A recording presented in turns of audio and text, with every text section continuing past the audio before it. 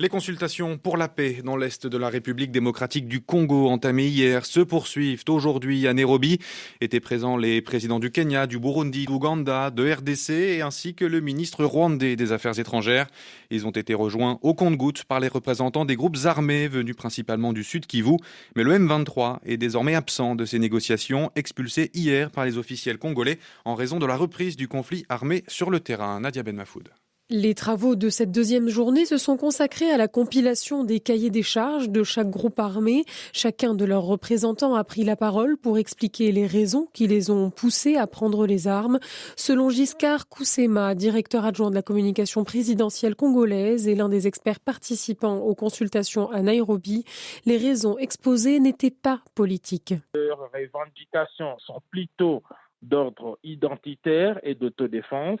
Tous se disent prêts à faire avancer les processus tels que voulus par les présidents de la République, Félix-Antoine Tshisekedi Tshilombo, qu'ils reconnaissent comme leur président. À l'issue de ces discussions, 2 issues sont envisagées par les autorités congolaises.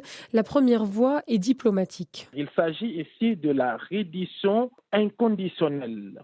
Ils doivent déposer les armes et tous les groupes armés, y compris les M23, doit s'aligner. Si cette issue diplomatique échoue, l'option militaire sera alors enclenchée. L'option militaire reste sur terrain et c'est une option qui va s'appliquer à tous les groupes armés qui seront réfractaires. Les grands absents de ces discussions sont les représentants du M23. Ils étaient présents la première journée, mais la délégation congolaise a exigé et obtenu leur expulsion après la nouvelle de la reprise des combats entre le M23 et les FARDC.